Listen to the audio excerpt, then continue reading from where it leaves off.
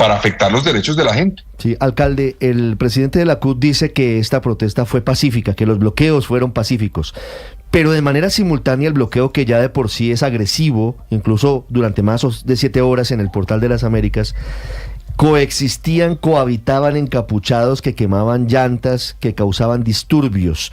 ¿Cómo fue esa actuación en esos bloqueos? Pues mire, Ricardo, primero, para mí un bloqueo no es necesariamente pacífico, porque están apelando a vías de hecho para imposibilitar la movilización de la gente. Y como ustedes lo vieron, ustedes lo reportaron, mucha gente frustrada salió a protestar precisamente frente a eso y a pedir que levantaran los bloqueos. Inclusive un punto en Verbenal, en Usaquén, donde una mujer, Janet, yo hablé con ella, impidió que unos encapuchados bloquearan la vía y empezaran a actuar con hechos de violencia. Entonces la gente está cansada de eso, y eso es una demostración de que un bloqueo, simplemente bloquear, no es un tema pacífico, sino es un tema que apela a vías de hecho para impedir la movilización de otras personas. Ahora bien, nosotros vimos que además de esas actitudes, algunos de los que participaron en estos puntos, como puede haber sido alrededor de la Universidad Nacional, por ejemplo, en Kennedy, en Suba, entre otros puntos, ya pasaron a un siguiente nivel, y ya no fue solamente el bloqueo, sino actos de vandalismo y ataques a la fuerza pública. Inclusive, Ricardo, ayer en inmediaciones de la Universidad Nacional intentaron con bombas incendiarias afectar 4 buses del sistema de transporte público de Bogotá con pasajeros adentro. Entonces yo sí quiero preguntarle entonces al gobierno nacional si ellos están de acuerdo con ese tipo de actividades y si ahí no debe entrar la fuerza pública. La fuerza pública entró ayer por petición nuestra. Pero cada vez que yo le pregunto a Arias o al gobierno, a quienes promueven estas marchas, ante su pregunta, ellos dicen lo mismo. Estamos defendiendo la protesta social, no defendiendo la violencia. Bueno, pero entonces cuando hay violencia que se genera alrededor de actividades convocadas por protesta social, es importante que ellos actúen y se pronuncien claramente rechazando ese tipo de actitudes, pero no lo hemos visto, y lo que vimos ayer fue un poco lo contrario, porque lo que vimos ayer por parte del señor Arias es que el bloqueo, que es de por sí la utilización de la fuerza para impedir la movilización, unas vías de hecho, fue una acción deliberada y coordinada también por quienes estaban convocando a la marcha, repito, que fue relativamente pequeña, del Parque Nacional a la Plaza de Bolívar. Alcalde, ¿tienen claro el delito por el cual va a denunciar la alcaldía a Fabio Arias? Pues hay un delito que es el artículo 353 del Código Penal, que contempla la obstrucción a vías públicas que afecte el orden público. Y ahí está contemplado precisamente que quien por medios ilícitos incite, dirija o constriña o proporcione medios para obstaculizar de manera temporal o permanente, selectiva o general, vías o infraestructura de transporte de tal manera que atente contra la vida, la salud pública, la seguridad alimentaria, el medio ambiente o el derecho al trabajo. Dice, ¿cuánta gente se ve afectada por el derecho al trabajo por esos bloqueos? Pues puede incurrir en prisión de 24 a 48 meses de cárcel. ¿El gobierno de Bogotá no dijo que fueron cada día más de 2 millones de personas? Fueron 2 millones de personas el miércoles. Ayer la afectación no fue en las mismas proporciones, hubo una afectación. El informe que yo recibí a las 6 de la tarde es que se ha reducido, digamos, el sistema en un 16% más o menos, pero el día anterior sí fueron 2 millones de personas las que se vieron afectadas por esto. Alcalde, Sí. una pregunta final. ¿Usted sabe cuáles fueron las acciones coordinadas para bloquear? Es decir, ¿hay informes de la policía que sustenten que aquí se movió de manera ilegal una estructura para bloquear o para vandalizar o para causar violencia? Pues son 2 cosas. En el tema del bloqueo, me limito al tema del bloqueo, nosotros sí vimos una convocatoria que incluía tanto la manifestación de la Plaza de Bolívar, del Parque Nacional a la Plaza de Bolívar, y como puntos adicionales de la convocatoria, alrededor de los portales de Bogotá a las 5 de la mañana. O sea, la misma convocatoria invitaba a las 2 cosas, por una parte.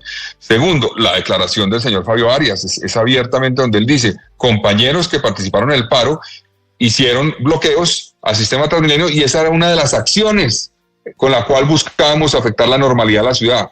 O sea, él se incluye ahí y dice que era una de las acciones que quienes convocaban el paro querían incluir. Entonces, claramente se está diciendo que eso hizo parte de las acciones que incitaron quienes estaban convocando al paro. Sí, alcalde, una última pregunta, porque el presidente Gustavo Petro dio la instrucción en diferentes escenarios a la fuerza pública de no responder en algún sentido a quienes salieron a las calles, de no atacar, de que no hubiera la violencia o esa confrontación, pero fue inevitable. Hubo violencia, hubo enfrentamiento con la fuerza disponible. Quisiera preguntarle por el número de capturados, alcalde, porque en diferentes puntos de Bogotá tuvimos la escena de, por ejemplo, encapuchados lanzándole papas bomba a Transmilenio, o los que bloquearon las ambulancias. ¿Cuántos capturados hay después de estas 2 jornadas de movilizaciones en Bogotá?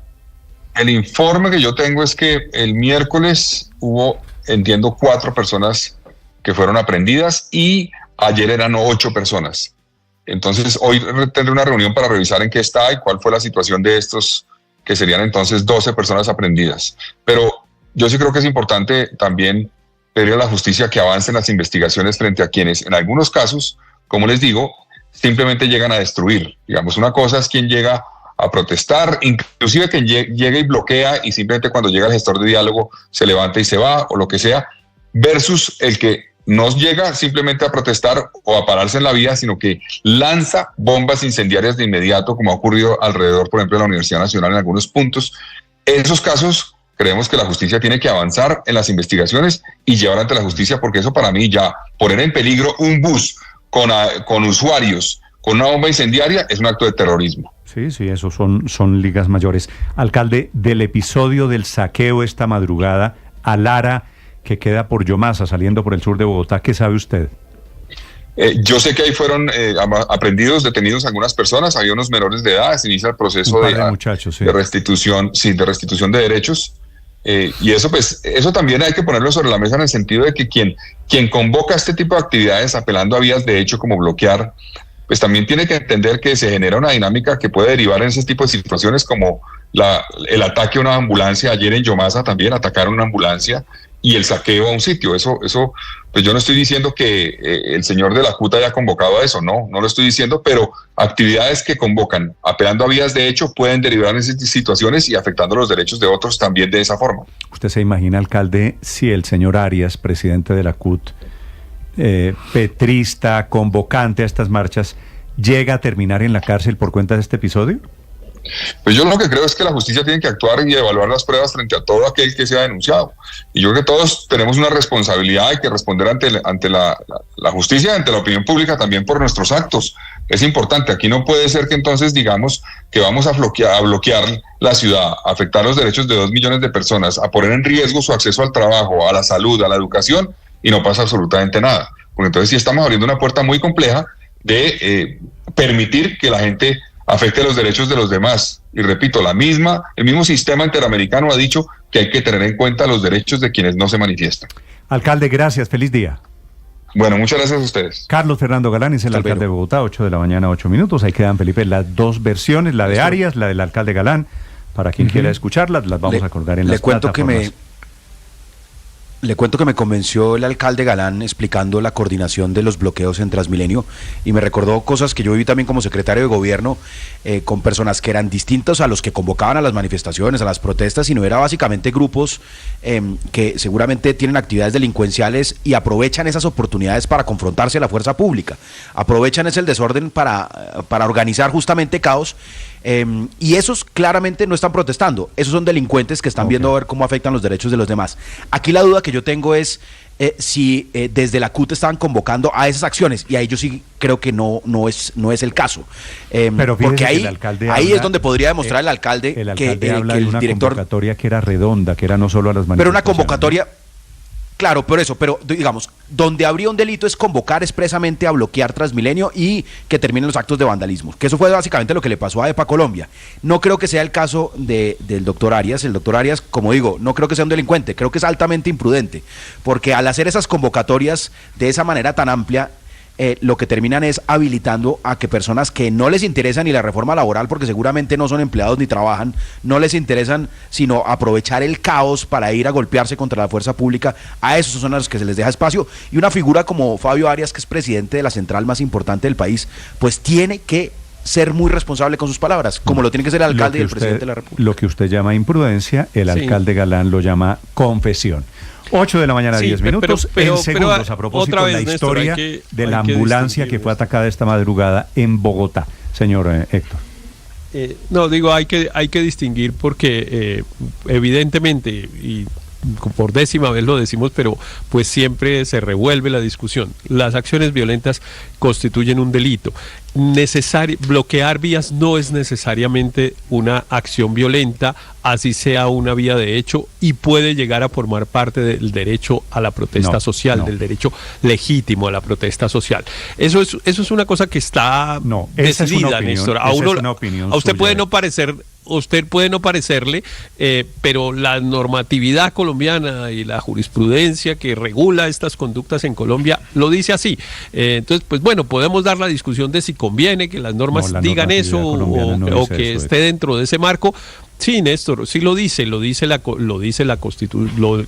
Digamos, los jueces han entendido que el derecho a la protesta del artículo 37 de la Constitución y las normas de la Convención Interamericana de Derechos Humanos incluyen la afectación proporcional de otros derechos de otras personas. Y la propia Corte Constitucional, Néstor. Lo que yo leo aquí es Néstor, que hay unos límites. Y la Convención Interamericana habla de límites. Y el Código Penal en Colombia no establece derechos absolutos. Hay límites. Déjeme leer un par de cosas, Néstor. Mire, hay una sentencia de la Corte Constitucional que es muy importante para entender este asunto, que es una sentencia del año 2012, que es la sentencia 742 del año 2012. Esa sentencia estudió la constitucionalidad de este artículo que hoy hemos mencionado tantas veces, que es el artículo 353, y la Corte lo declaró constitucional, es decir, que dijo que eso podía llegar a constituir un delito y que estaba dentro del marco de la Constitución,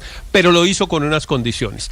Y la condición fundamental es lo que ya también hemos discutido, que es no cualquier nivel o grado de perturbación, estoy leyendo, en el servicio de transporte significa un delito. Por la carga semántica de los términos, imposibilite la circulación y en vista de su ubicación dentro de los delitos contra la seguridad, tiene que tratarse de una perturbación superlativa que ni siquiera puede considerarse un grado superior de dificultad para la circulación, de una que protesta. Es un estado diferente. Es que aquí no hubo una protesta, no salieron delitos? Personas a protestar, no era una manifestación de gente, Néstor, eran un grupo de vándalos impidiendo el paso de la gente. Solo como contexto, la sentencia contra EPA Colombia, de la que tanto hemos hablado aquí, habla de los siguientes delitos, ¿no? Fue hallada penalmente responsable en calidad de autora del delito de daño en bien ajeno agravado, en concurso heterogéneo con instigación a delinquir con fines terroristas. Y esta última parte es importante, Aurelio. En concurso heterogéneo, pero ojo que aquí va el otro delito que sí puede tener. Era una protesta, esa era una protesta Aurelio, contra el gobierno. Déjeme terminar. Pero la de EPA era una protesta contra el gobierno. Sí, pero déjeme terminar el delito. O sea, no hubo ministro de Trabajo que defendiera EPA. Pero déjeme contar el delito. Perturbación en servicio de transporte público, colectivo u oficial. Perturbación en servicio de transporte público, colectivo u oficial. Delito. Néstor, es que la declaración del ministro de Trabajo ratifica mi teoría. Es que esta era una protesta del gobierno. Si el alcalde va a denunciar a alguien, yo no votaría, no quemaría pólvora en gallinazos con Fabio Arias. De verdad se lo digo con todo el respeto al alcalde Galán. No, el responsable que promovió esto, que se paró en Barranquilla y dijo que su gobierno iba a hacer una protesta contra los congresistas de Colombia y enunció a los de la costa Caribe porque eran los criminales, se llama Gustavo Petro. Él fue promotor de esto. Entonces resulta que Arias sale de chivo expiatorio de lo que su jefe Petro y sus demás conmilitones hicieron. Aquí estoy viendo en el video que está poniendo Blue 15 personas bloqueando en creo que es el Portal de las Américas, 15 o 30 personas. Eso no es una lucha de masas, doctor Arias. A Arias se le olvidó el ABC de la lucha social y es que la lucha es de masas. No vamos a reemplazar millones de personas por piquetes de encapuchados. No es así la lucha de masas. Y me parece muy grave que el gobierno además reivindique este tipo de cosas. Cuando hay millones de personas o centenares de miles haciendo y ejerciendo su derecho a la protesta contra los gobiernos de manera masiva, ahí estoy yo. Pero cuando es un gobierno tratando de hacerle un paro al otro poder al otro poder público, simple y llanamente por un debate que debería tramitar en otros ámbitos, eso no es protesta, y ahí no le cabe Comisión Interamericana de Derechos Humanos, ni le cabe EPA, ni le cabe nada. La última, Álvaro, por favor. Aquí lo más difícil es el equilibrio, pero es lo más necesario, porque obviamente la protesta se excedió. El señor Arias decía que la actividad normal de la ciudad se vio afectada y eso es un éxito. Y obviamente, pues eso no está bien, que las protestas sean lánguidas, pero prolíficas en frenar a los pobres ciudadanos. Lo que pasa es que pasa porque en el mundo eso está pasando. El tema de los bloqueos es complejo, pero pues claro que el bloqueo lo utilizan. Pues qué tal los agricultores en Francia, en España, en Alemania, que bloquean autopistas con tractores por semanas y los campos elíseos bloqueados. Claro que eso pasa. Por eso hay que tratar de evitar que las protestas se desborden y que los congresos tramiten estas cosas. Pero es muy delicado también que en Colombia se criminalice la protesta, aun cuando tiene expresiones tan populares como la de los sindicatos, que a mucha gente no le gusta, pero representa a los trabajadores. En un país que ha tenido tantos excesos. Entonces hay que tener un equilibrio. Uno entiende que el alcalde debe representar a esos millones de ciudadanos afectados. No sé si los sindicatos en Colombia representan. Si criminalizamos todo, después es difícil quejarse de los excesos del otro lado. Hay que tener mucho cuidado aquí. Pero esa es otra discusión. En Colombia 21 millones de trabajadores, Felipe, sindicalizados, menos de 1 millón. Así que ese tema de la representación sindical es un tema paralelo pero diferente. 8:17 en Mañanas Blue.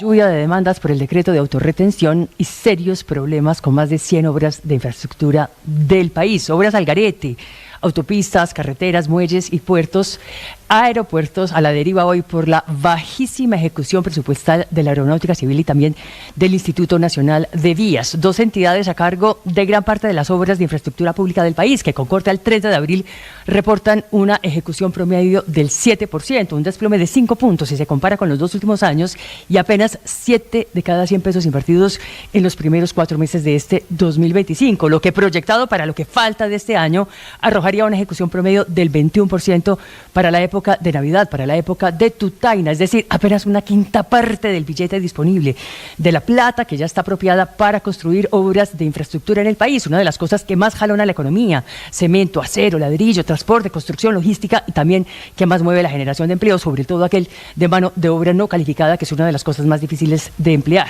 Un crítico estado de la ejecución presupuestal por cuenta en concreto de 70 obras a cargo del Envías por 3,5 billones de pesos y de otras 25 que son resorte de la Aeronáutica Civil por 2 billones de pesos más, 95 obras y casi 6 billones a paso de tortuga y sin el menor afán, lo que según la Cámara Colombiana de Infraestructura puede obedecer a las limitaciones de orden fiscal.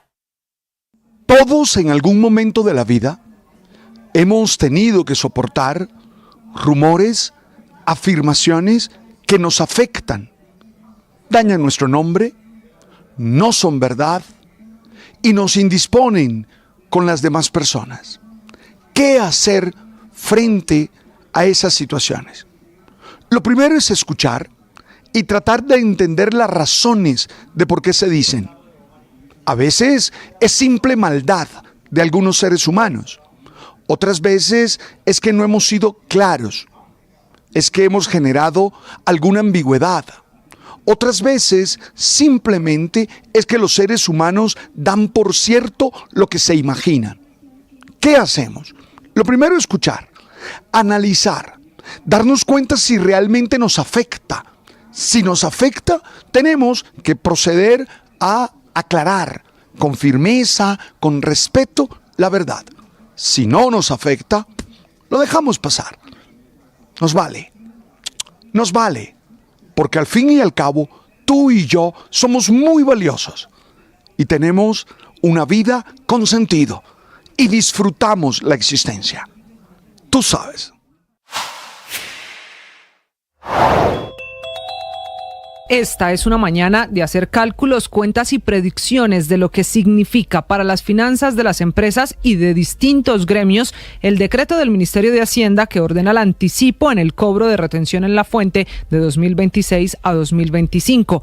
Una cosa serán las consecuencias en las finanzas públicas y lo desfinanciadas que quedarán para el próximo año y el próximo gobierno, y otra cosa son las consecuencias para la economía de distintos sectores que tendrán un aumento de tarifas en la retención en la fuente, un aumento de la base gravable, pero también un pago anticipado de esa retención. Por sectores, empecemos con el de salud. El decreto contempla un aumento en la retención en la fuente para atención médica ambulatoria, para servicios de odontología, de diagnósticos, terapias, atención de medicina general y hasta para el cuidado en su casa de personas mayores o de enfermedades mentales. Es decir, todos esos servicios quedarán obligados a realizar pagos anticipados. Esta madrugada efectivamente fue atacada una ambulancia en medio de los actos de vandalismo desatados al sur de Bogotá. Cristian Correa. Néstor, sí, esta agresión se dio hacia una ambulancia en el sector de Marichuela, exactamente en la intersección de la avenida Caracas con avenida Boyacá al sur de la ciudad, donde hay que decirlo que desde la tarde de este jueves y por lo menos hasta la madrugada del viernes se reportaron enfrentamientos entre un grupo de encapuchados y las autoridades que trataron de contenerlos y de disuadir esta situación de orden público. Lo que explican las autoridades es que esta agresión representa una afectación a la misión médica y es un delito contemplado en el derecho internacional humanitario. Las acciones legales las está confirmando en este momento el secretario de Salud de Bogotá, Gerson Vermont. Rechazamos totalmente esta situación y estableceremos con la oficina jurídica de la alcaldía la denuncia que vamos a hacer de forma integral sobre la afectación que hicieron ayer las manifestaciones o el paro, el mal llamado paro nacional, en el sentido de las afectaciones que hicieron a las personas para poder llegar a sus trabajos. Y es que los momentos de tensión fueron tan graves que requirieron la intervención de las autoridades para permitir el traslado del paciente que se movilizaba en este vehículo médico. Y estas agresiones contra la misión médica es una agresión al derecho internacional humanitario. Esta ambulancia que fue atacada para impedir el traslado de este paciente. Pues esta denuncia se sumará a la que prepara el distrito en contra del presidente de la CUT, Fabio Arias, por las afectaciones a consecuencia de los bloqueos de Transmilenio en medio de esta jornada de protesta. Cristian, gracias. 8 de la mañana, 22 minutos. Y atención, Víctor, noticia de última hora. Primera declaración del presidente de Ecopetrol sobre el escándalo adentro de la compañía. El doctor Roa, que ha estado calladísimo en estos días, que seguramente usted no lo ha visto dar ninguna declaración, que no habla con el mundo exterior, esta mañana le entrega la primera declaración a Blue Radio. ¿Qué dice el doctor Roa? Porque todo el mercado está muy pendiente de esa situación y de la eventual salida de esta persona, el doctor Roa, de ese cargo. El mercado está muy pendiente de qué va a pasar y cuál es el futuro de la compañía, si sigue liderada por él o no. Que no va a renunciar hoy, Víctor, para resumirle el cuento. Pero eso quiere decir que puede y seguramente lo va a hacer en los próximos días. Entonces la pregunta es, doctor Roa, ¿va a renunciar? Y él responde, no hoy. Usted ya sabe qué quiere decir eso. Creo que al final... Hay una canción que dice, yo no sé mañana. ¿Usted recuerda que hace dos semanas aquí les contamos que en la junta directiva de Ecopetrol en ese momento el doctor Roa había llegado con los ojos llorosos a decir que estaba muy complicada la situación y que sí estaba evaluando un enroque en la casa de Nariño el presidente Petro para que él pasara a ser ministro de Minas y Edwin Palma pasara a ser presidente de Ecopetrol? Voy a transmitirles lo que dice Roa esta mañana, versión de viernes, pero el no quiere decir viene renuncia. Un día a la vez, hoy no. Exactamente. ¿Quién sabe? Sí. ¿Usted recuerda el por ahora más famoso de la historia? ¿Cuál es el por lo menos de nuestra historia reciente? ¿Cuál es el por ahora más Hugo Chávez. Cuando Hugo Chávez lo capturan en el fallido golpe de Estado, dice, perdimos. Por ahora. Por ahora. ¿Y sí? Pues no renuncia por ahora. Y por ahora fue siempre, ¿no? Camila Carvajal. Sí, señor Néstor, después de insistirle mucho al doctor Roa, que está pasando por un momento muy difícil al frente de la petrolera, al frente de Ecopetrol, además en medio de todas las especulaciones de si se va terminando esta semana, de si ya entregó la carta de renuncia, de si fue el presidente el que le pidió la renuncia, de qué piensa la junta directiva, de si es o no insostenible la permanencia del doctor Roa en Ecopetrol, le tengo que confesar que esta mañana le hemos pedido esa claridad. En medio de todo lo que está pasando por el contrato firmado con los abogados estadounidenses, le preguntamos al doctor Roa si ya había entregado la carta de renuncia, si eso ya había ocurrido y qué efecto tenía. Y él responde: buenos días, por ahora no he presentado mi renuncia ante la Junta y al menos en esta Junta no tengo pensado hacerlo. Saludos. Insistentemente, Néstor, después de este cruce de mensajes con el doctor Roa, lo que le puedo contar es que se refiere a que hasta esta hora, hoy que es viernes 30 de mayo de 2025, el doctor Roa no ha entregado una carta de renuncia, pero ese cambio, esa salida de la presidencia de Ecopetrol es un asunto de tiempo, de un par de semanas más. En la Casa de Nariño, en lo que siguen es en hacer el enroque, en que el doctor Roa sea ministro de Minas, con la posibilidad que evalúan jurídicamente del futuro de Edwin Palma, el ministro que podría pasar a Ecopetrol, el hombre que era del sindicato de la USO y que ahora es ministro. Lo que es un hecho es que el doctor Roa, entonces, en resumen, no lo ha hecho, no ha presentado la carta, no lo hará en las reuniones de junta citadas, unas para ayer, otras para hoy, y esto es cuestión de semanas. Él dice: no lo he hecho, no tengo pensado hacerlo, pero deja la salvedad que al menos en esta junta que está en desarrollo, así que, insistimos, es cuestión de días, de semanas, para definir ese enroque en el que sigue pensando el presidente de la República. Camila, si Roa no hubiese sido el gerente de la campaña, ya lo hubieran sacado, ¿verdad? Porque además, Néstor, después de conversar con varias personas de la Junta Directiva de Ecopetrol, le tengo que decir que cuando votaron en el principio el contrato del que ya hemos venido hablando aquí durante toda la semana y el famoso otro sí,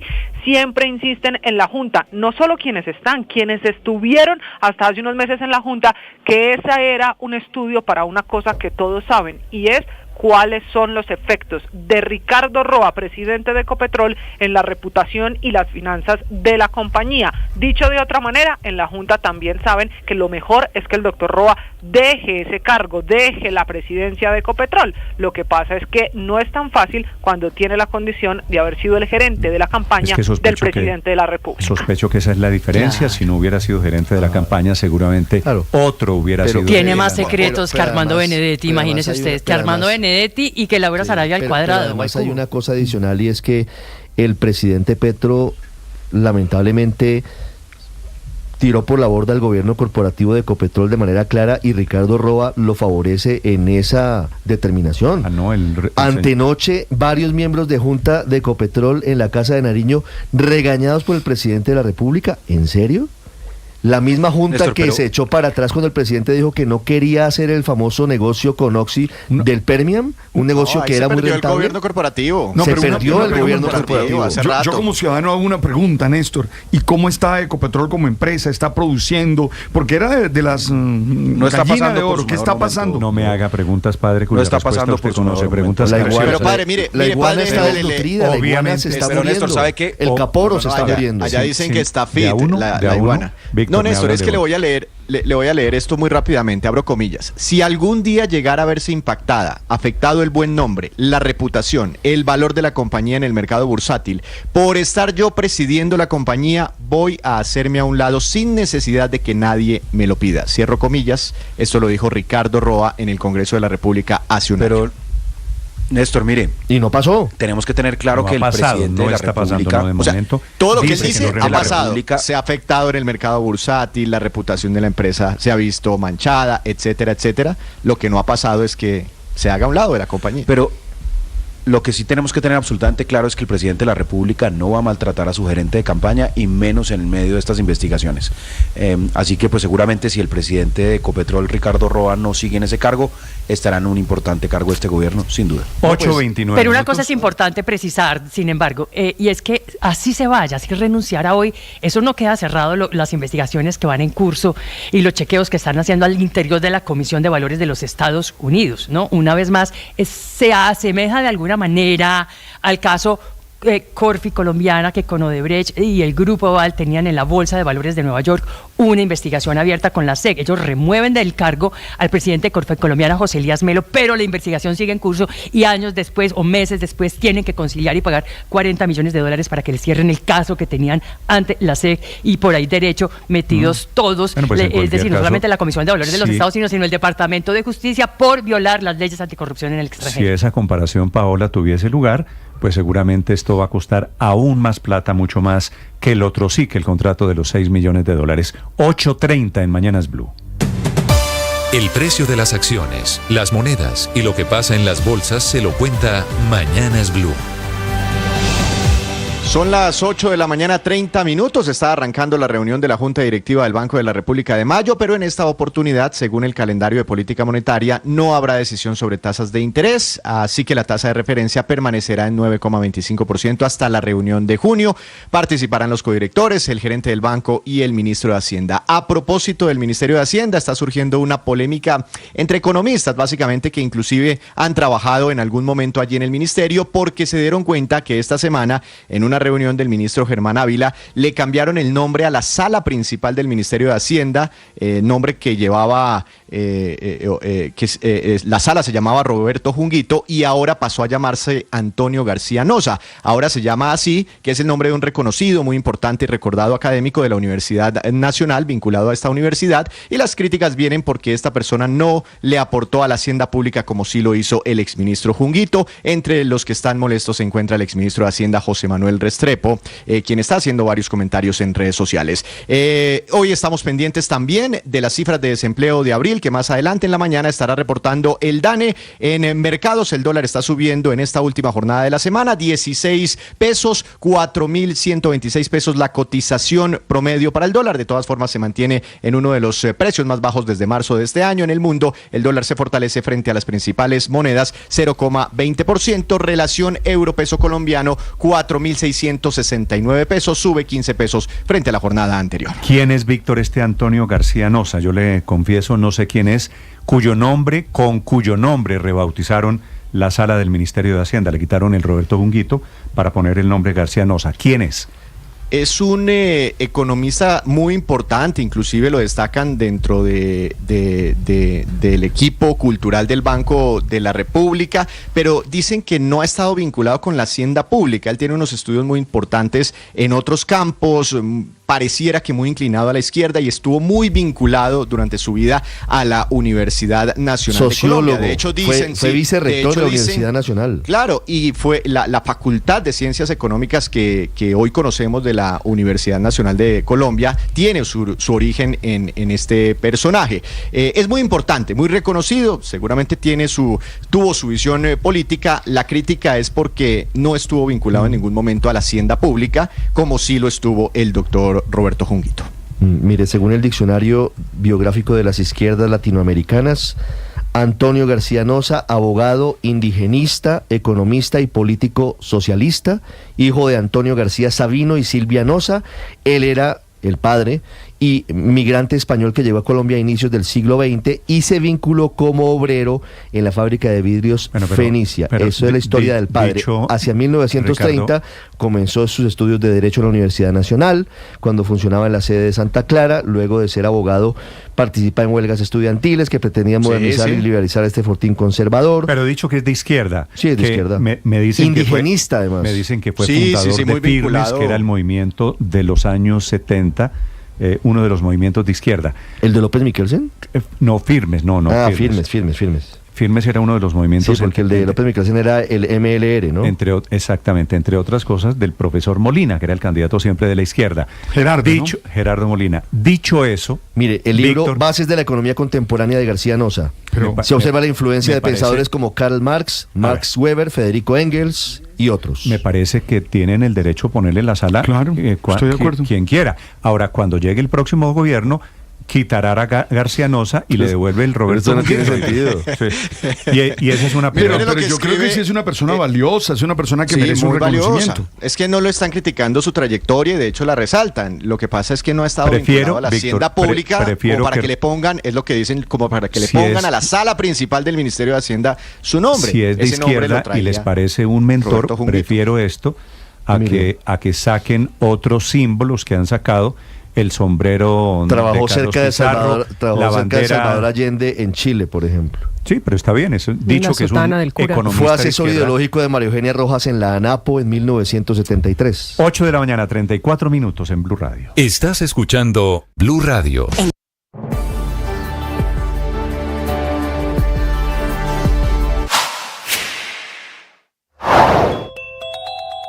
Para el país la semana termina como comenzó, con terrorismo. Arrancamos con la celebración de los 61 años de las FARC, que no distinguió para atacar entre civiles, militares y policías.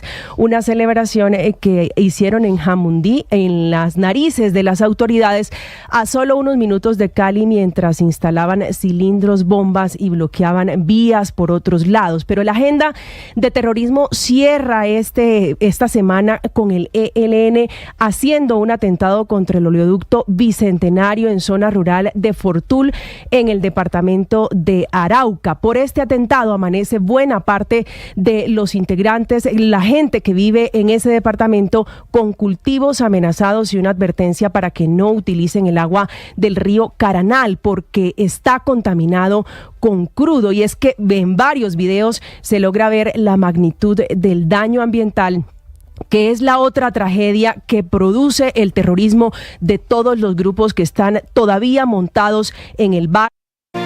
8 de la mañana, 36 minutos, y atención, el gobierno finalmente emitió la circular a través de la Superintendencia de Notariado y Registro para poner límites a la compra y venta de predios en 84 municipios de Colombia, en donde el gobierno quiere sacar adelante reforma agraria integral.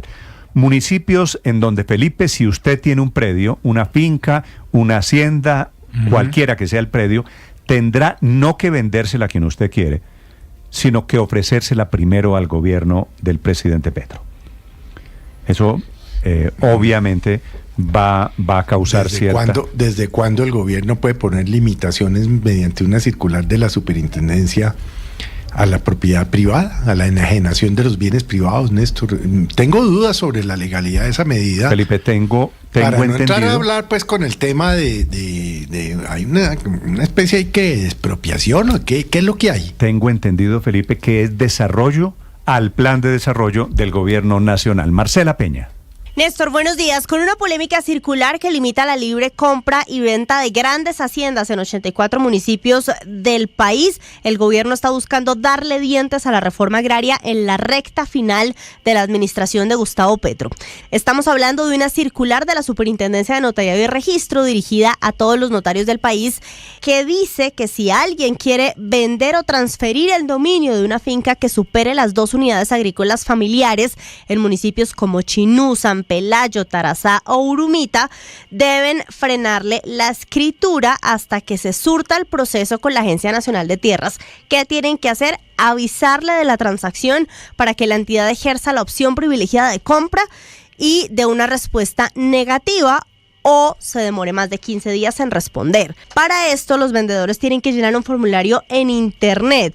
Si a la agencia de tierras, es decir, al gobierno, le interesa el predio, puede lanzar una oferta para comprarlo y esa oferta tiene prioridad por encima de cualquier otra. A esto se le llama derecho privilegiado de compra. En la circular se hace referencia al proceso de venta voluntaria, es decir, con avalúo a precios comerciales. Sin embargo, hay quienes ven esto con sospecha. El ex viceministro Juan Gonzalo Botero dice que esto es un zarpazo a la propiedad privada y en su cuenta de X escribe: este es el primer golpe a la propiedad privada rural. ¿Nos dejaremos meter la expropiación? Y es que una de las banderas del gobierno Petro desde el primer día es la reforma agraria. En todos los tonos, el presidente Gustavo Petro ha dicho que sus propios funcionarios están saboteando la reforma en lugar de apoyarla. El contador oficial dice que el gobierno ha logrado gestionar 577.000 hectáreas para campesinos sin tierras, de una meta de 1,5 millones de hectáreas en todo el gobierno. En varias oportunidades, el gobierno ha tratado de sacar a los campesinos a las calles para exigir que les den tierras. Una gran movilización enorme. El 1 de mayo no vimos mucho campesinado porque esto es parte de la movilización. Según el Ministerio de Agricultura, a la fecha se han entregado más de 217.000 hectáreas a los beneficiarios de la reforma y el gobierno quiere meter el acelerador a fondo. Por ejemplo, declaró 2025 como el año de la reforma agraria.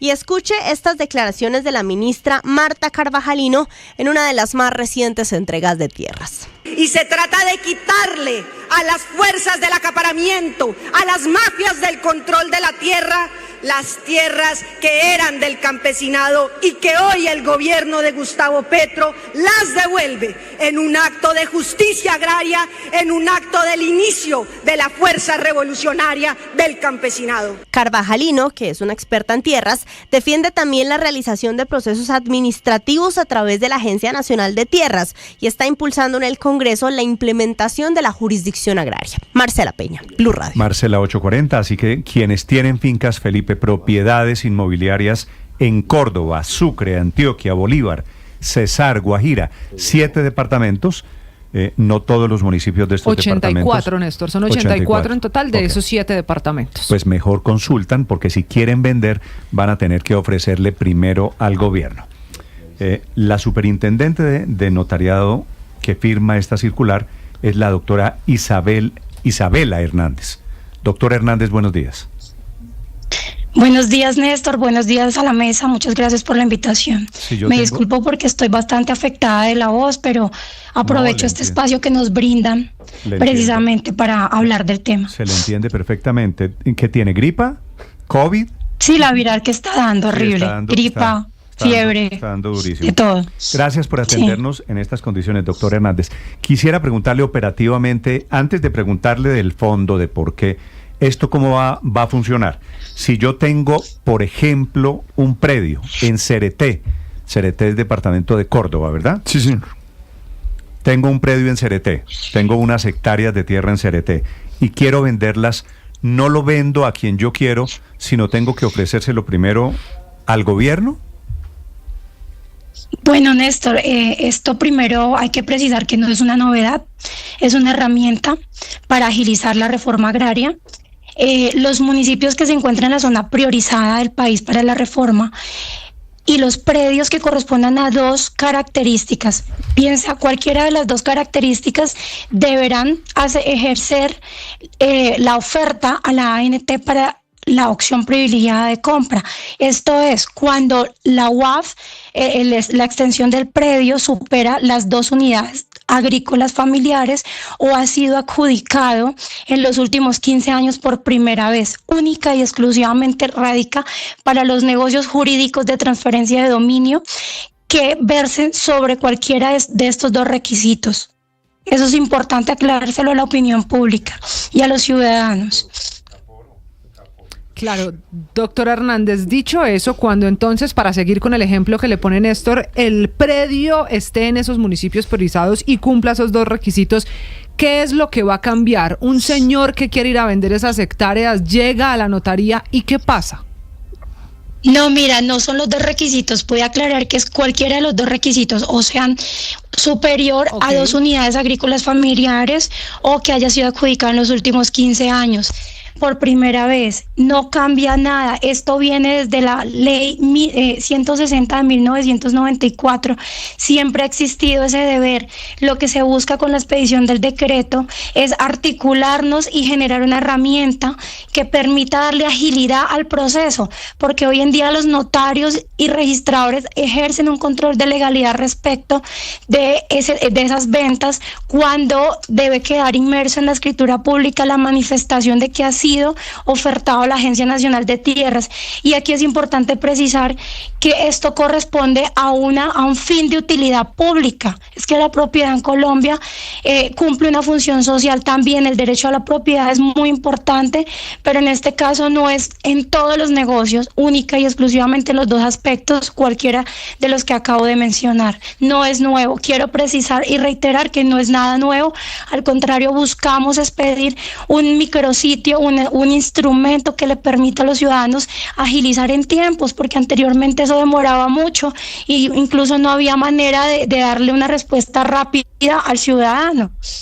Claro, doctor Hernández, pero déjeme insistirle para ir a la práctica. En el ejemplo de ese señor que está vendiendo su predio, revisando la circular que usted firma enviándola a todos los notarios en esa región, en general en el país, dice que el interesado en vender tendrá que llenar un formulario en la página de Supernotariado. Ahí notifican a la Agencia Nacional de Tierras y tiene que esperar respuesta de la Agencia de Tierras de si el gobierno está interesado en ese predio, en esas hectáreas, o si se las puede seguir vendiendo al tercero con el que tiene el negocio. ¿Es así?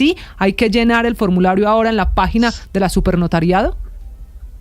Es correcto, claro que sí. Mira, es una herramienta muy fácil, tiene toda la información práctica para que el ciudadano lo pueda diligenciar, y aquí es importante precisar algo. La única autoridad en este país para el tema de tierras es la Agencia Nacional de Tierras, solo que la superintendencia, en virtud de la facultad que le otorga el decreto 033, mediante la cual debes poner a disposición una herramienta que facilite la interoperabilidad entre el Servicio Público Notarial y la Agencia Nacional de Tierras de conformidad con la reforma agraria, se puso a disposición desde el sitio de la superintendencia, pero esto llega directamente a la ANT y será la ANT quien resuelva la opción preferente, y además se contempla que transcurridos los 15 días hábiles que tiene la agencia para pronunciarse, el notario obtendrá una herramienta para identificar que en caso de que no exista una respuesta transcurridos los 15 días hábiles, ya se entiende como no interesado en ejercer la opción privilegiada de compra. Esto es una herramienta útil de cara a los ciudadanos que quieran ejercer transferencia de dominio respecto de los bienes que se clasifican en estas dos características que entrarían en los municipios priorizados para la reforma agraria en el país. Doctora Hernández, yo voy a seguir con el mismo ejemplo. La persona que en Cereté quiere vender su finca y de pronto está negociándola con alguien, pero tiene que cumplir este requisito, ofrecérsela prioritariamente a la agencia de tierras. Si en el hipotético caso la agencia de tierras dice, ay no, a mí me gusta esa finca, yo quiero ejercer mi derecho prioritario, se la compro pero a un precio más bajo frente al que le estaba dando el tercero, ese tipo de casos se puede dar, es decir, que la agencia de tierras ejerza su derecho, pero pagando precios inferiores a los que ya estaba pactando el interesado o los interesados en hacer esos negocios. Mira, realmente la Agencia Nacional de Tierras tiene esta facultad si este bien es de utilidad pública y sirve para la reforma agraria, y este procedimiento se encuentra establecido en la ley 160 de 1994 y se rige por el avalúo comercial. Es decir, yo considero en este caso no se está vulnerando porque realmente se traza por un avalúo comercial y el ciudadano no entraría a perder en ningún momento, solo que hay que priorizar de conformidad como lo ordena la Constitución en su artículo 58, que la propiedad privada tiene también una función pública, social. En este caso es por eso que existe la opción privilegiada de compra. Doctora Isabela, ¿qué precio le va a poner el gobierno a los predios? ¿El avalúo comercial, el catastral, el de la última oferta?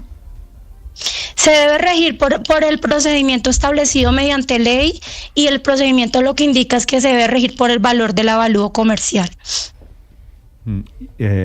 Entonces fíjate que rige por el mejor valor que existe en el mercado, porque si nos vamos al catastral sería un valor muy mínimo, pero se tienen en cuenta los factores comerciales y avalúos debidamente certificados. Claro, pero si yo quiero venderlo a alguien que me la paga por encima del valor comercial, siguiendo con el ejemplo de mi predio en Cereté, o que yo fuese, digamos, dueño de un terreno en El Ubérrimo, por ejemplo, si se llamara El Ubérrimo. Hipotéticamente. Bueno, lo que pasa es que, claro, Néstor, yo entiendo a la mesa, pero es muy importante precisar que esta opción privilegiada se encuentra fundamentada en una ley que tiene su fundamento también en la Constitución del 91. Es el mismo legislador que lo estableció y con la finalidad de favorecer la función social que tiene la propiedad en Colombia. Entonces, cuando hay un interés común, prima sobre el interés particular. Esa es la claridad que quiero darle a los ciudadanos, en caso de empate, tengan la tranquilidad. En caso de empate en el precio, pero no necesariamente si hay un mejor postor. Pero quiero preguntarle, ¿quién hace el peritaje del avalúo comercial de esos predios? ¿Quién pone los peritos? Bueno, realmente la autoridad de este tema es la Agencia Nacional de Tierras, pero desde el conocimiento que tengo de la ley se rige por un procedimiento perfectamente establecido. Como les indicaba, es un avalúo comercial que debe contar con todos los requisitos de ley para que sea firmado por una persona, un evaluador competente, reconocido legalmente. ¿Qué diferencia hay entre esto, que haya obligación de comprarle, de ofrecerle al Estado colombiano, con una expropiación, doctora Isabela? Claro, la diferencia está en que es un requisito precisamente para favorecer la utilidad pública, la reforma agraria, y en este caso, si corresponde a un predio que cumpla con las características, como ya lo indiqué, se debe ofertar a la ANT para que determine si este cumple o no según los programas de adquisición que tiene la Agencia Nacional de Tierras. En este caso es muy distinta a una expropiación y además quisiera aprovechar, Néstor, a la mesa de trabajo y agradecer este espacio. ¿Por qué distinto a una expropiación? Si en una expropiación... Porque es que en este caso hablamos compra. Es que es una negociación. Aquí se establece y se prioriza la negociación, un acuerdo. Aunque exista la opción privilegiada de compra y la agencia diga que sí, se debe hacer un acuerdo entre las partes y está procedimentado. Sí. Y si una de las partes, si yo no quiero venderle al Estado porque quiero vendérsela porque se me antoja a quien quiera vendérsela, que es un derecho que tengo hoy en ejercicio del sistema político y económico que tenemos en Colombia. Si yo no quiero porque no quiero vendérsela al Estado, ¿qué pasa? ¿No la puedo vender? Bueno, Néstor, lo que pasa es que hay un procedimiento para lo mismo y tengo que ser muy reiterativa en la respuesta, y tengo que dirigirme al artículo 58 de la Constitución. La propiedad tiene motivos de utilidad pública o interés social en este caso. Entonces, cuando prima el interés público o interés social, el interés particular tiene que ceder. Por eso. Y no es nuevo, esto no es un tema del gobierno, no es un tema que la superintendencia, entonces, señor. Si yo no quiero, ¿tengo que querer? ¿Es obligatorio que yo quiera? Lo determina la Constitución y la ley. No lo determina la superintendencia, lo determina la Constitución y la ley. Tengo que venderle al gobierno al precio que quiere el gobierno. Bajo un proceso de negociación y de acuerdo se debe realizar así, por fines de utilidad pública o interés social, fundamentado en la Constitución del 91 y la Ley de 1994. El mismo Congreso legisló y lo aplicó. Está en vigencia desde el 94. Sí, doctor Hernández, ¿cómo es obligatorio llenar el formulario para ofrecerle la tierra a la Agencia Nacional de Tierras, que usted ya nos explicó? Al final es la que pone los peritos, el proceso, la negociación y termina comprando el predio que le interese. Ese proceso, el de ir a la notaría y hacer este formulario que ahora está disponible para los notarios, ¿tiene algún valor para los campesinos o dueños de las tierras en esos 84 municipios? No tiene ningún valor y está disponible para que los notarios se lo faciliten a los ciudadanos que quieran solicitar un trámite de transferencia de dominio a través de sus despachos, pero también está disponible para toda la ciudadanía en la página web de la Superintendencia de Notaría de Registro. Está perfectamente documentado, muy informativo, práctico para diligenciarlo sin ningún costo y, como les decía, va dirigido directamente a la ANT.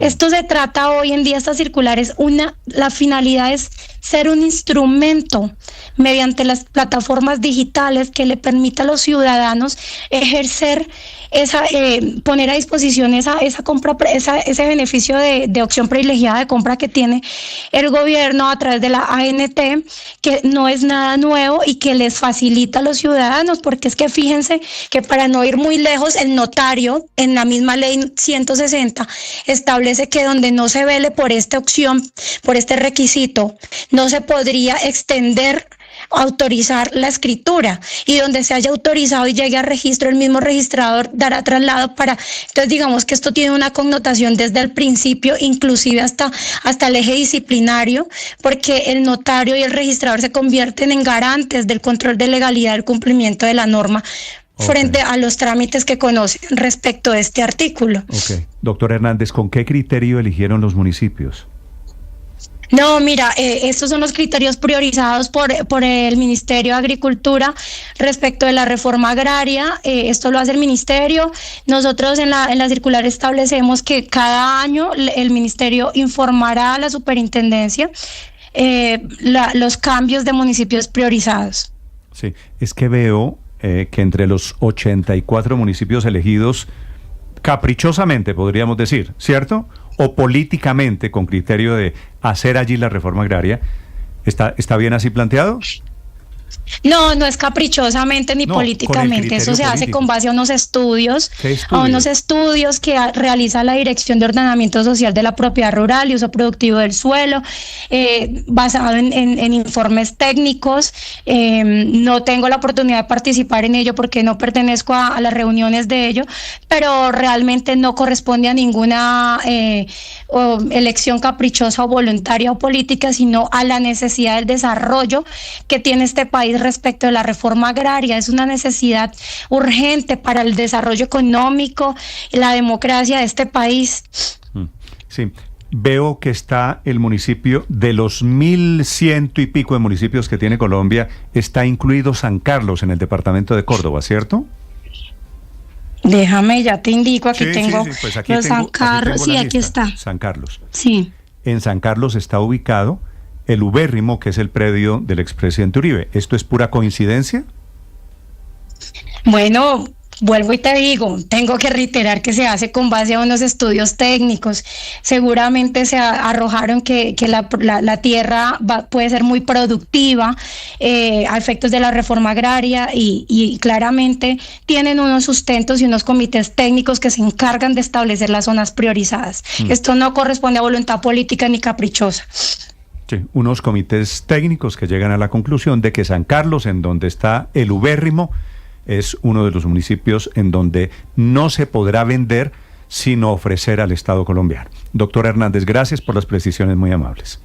Bueno, muchas gracias. 8:56. Estás escuchando Blue Radio.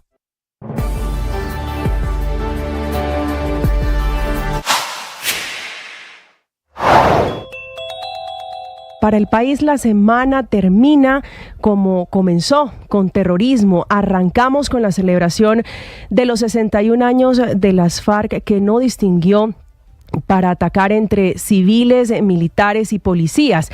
Una celebración que hicieron en Jamundí, en las narices de las autoridades, a solo unos minutos de Cali, mientras instalaban cilindros, bombas y bloqueaban vías por otros lados. Pero la agenda de terrorismo cierra esta semana con el ELN haciendo un atentado contra el oleoducto Bicentenario en zona rural de Fortul, en el departamento de Arauca. Por este atentado amanece buena parte de los integrantes, la gente que vive en ese departamento, con cultivos amenazados y una advertencia para que no utilicen el agua del río Caranal porque está contaminado con crudo. Y es que en varios videos se logra ver la magnitud del daño ambiental, que es la otra tragedia que produce el terrorismo de todos los grupos que están todavía montados en el barco, en el bus de la paz total.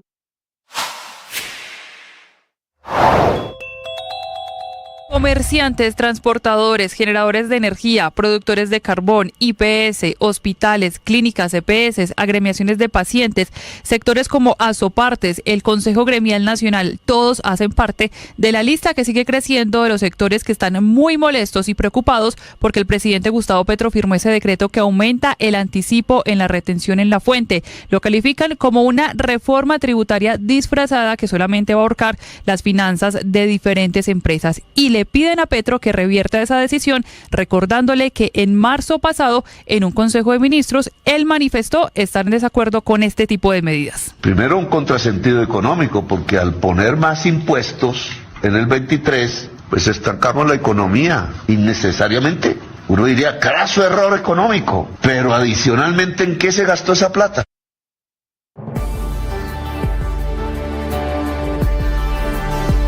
El argentino Andrés Calamaro, a quien no le había ido muy bien en Cali. Anoche volvió al final del concierto Muy buen concierto. Muy buen concierto. Muy buen concierto. ¿Usted estaba en el concierto? Sí, señor, estuve en el concierto. ¿Y por qué no lo vi? Yo tampoco lo vi. ¿Por qué no te vi? No, es una buena Porque fue a pregunta. Gallinero él. Porque Ospina estaba allá atrás en Gallinero. O yo estaba en Gallinero. No, yo creo que fue ¿Dónde Ospina. fue el concierto, Néstor? En el Movistar, Felipe. Es que ahí es difícil ver uno a la gente. No, Felipe, se vio, al contrario, se vio perfectamente, quiero decirle, gran concierto, gran No sonido. digo a la gente que asiste. No, para encontrarse es difícil. Ah, A los amigos. Más si van a otra grada, ¿no? yo me encontré, Felipe, con mucha gente anoche. El concierto terminó relativamente rápido, terminó 11 de la noche, Ricardo, pasaditas Sí, más o menos. 11 y 10, 11 y cuarto. 22 canciones dicen que cantaron. Quedaron faltando. 20 y pico. Yo sí, creo que fueron 23 ¿Y qué hace? porque metieron un cover, un blues muy interesante en la mitad. Cantó Felipe, a quien le gusta Calamaro, y Sí. lo que pasó anoche lo que demuestra es que Calamaro es ídolo en Bogotá. La Flaca. Calamaro es, no, la Flaca. Pero Cantó muchas canciones, más. Cantó canciones de los Rodríguez, cantó todas las canciones del repertorio de lo que usted Cantó estaba rarezas, esperando. por ejemplo, unas canciones que no son las comerciales que sabe el Linero, que solamente sabe la Flaca. ¿Y el Loco? No. A los ojos, por ejemplo, cantó una canción que es hermosa, que está en el primer álbum de los Rodríguez y que no canta mucho en concierto. Bueno, conclusión. Maravilla. Conclusión. Por ¿Lo el estado de abuchearon? sus voces, ¿Lo cantó abuchearon? más Ospina que Pasó, Néstor.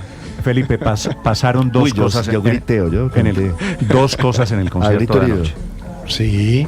Calamaro había salido emproblemado de Cali. Usted recuerda el episodio de hace casi 2 semanas. De los taurinos. Porque hizo claro. exactamente el pase y saca un capote de taurinos. Y a los antitaurinos, que hoy son la mayoría, pues eso No le gustó le y choca. lo pitaron. Y entonces Calamaro dijo hasta nunca y se fue de Cali. Anoche Calamaro volvió a sacar el capote. Largo, yo. Con la 3 diferencia. minutos. Fue el último. Sí, fue lo al último. final.